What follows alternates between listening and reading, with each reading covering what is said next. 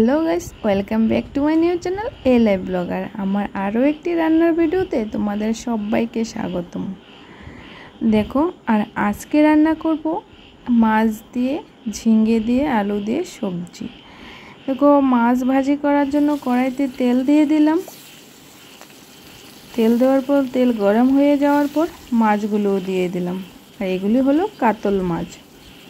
আর এদিকে ঝিঙে আর আলু কেটে নিয়ে নিলাম। তারপর দেখো, দেখতে দেখতে আর তোমাদের সাথে কথা বলতে বলতে মাছগুলি ভাজিও হয়ে এসেছে। আর একটা একটা করে আমি মাছগুলিও নামিয়ে নিলাম। তারপর কড়াইতে যে তেলটা রয়েছিল ওই তেলটার মধ্যেই আমি আলুগুলি দিয়ে দিলাম এবং আলুর সাথে যে ঝিঙ্গাগুলি কেটে রেখেছিলাম ঝিঙ্গেগুলিও দিয়ে দিলাম। তারপর দিয়ে দেওয়ার পর 5 মিনিট নাড়াচাড়া করে নুন এবং হলুদ দিয়ে 5 মিনিটের জন্য ঢেকে রেখে দিলাম। আর তোমরা সবাই কেমন আছো অবশ্যই কমেন্টে জানিও।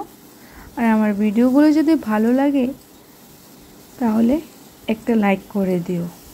তারপর ঝিঙে দিয়ে আলু দিয়ে মাছ দিয়ে রান্না করার জন্য এখানে মশলা নিয়ে নিলাম। আদা, কাঁচা লঙ্কা আর জিরা ধনে পাউডার নিয়ে নিলাম।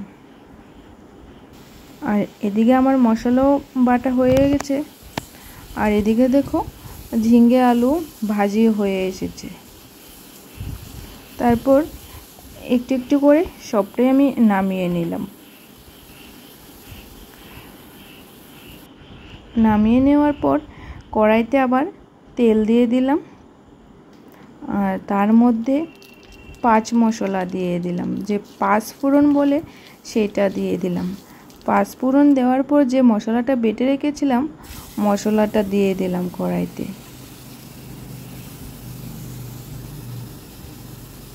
তারপর দেখো 2 মিনিট নাড়াচাড়া করার পর যখন মশলাটা তেল ছেড়ে দেবে তখন একটু হলুদ দিয়ে আবার 2 মিনিটের জন্য কষিয়ে মশলাটাকে যে ঝিঙে আলুগুলি ভেজে রেখেছিলাম ওই ভাজাগুলোও একসাথে দিয়ে দিলাম মশলার সাথে।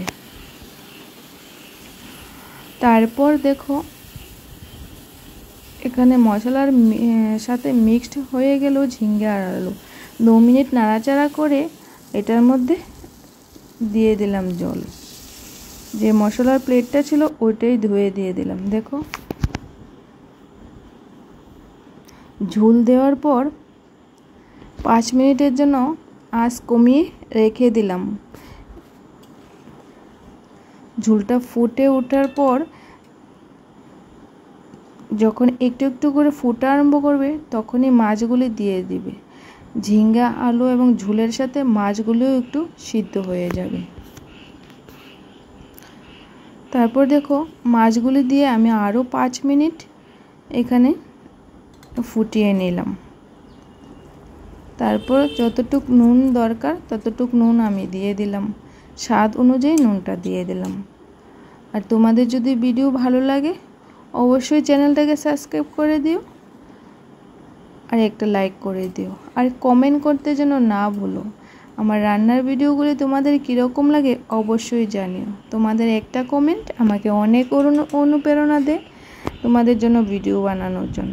দেখো, আমার এদিকে রান্না কমপ্লিট হয়ে গেছে। তারপর আমি এদিকে নামিয়ে নিলাম। নামানোর পর দেখো সবজিটা দেখতে কীরকম হয়েছে তোমরা অবশ্যই কমেন্টে জানিও।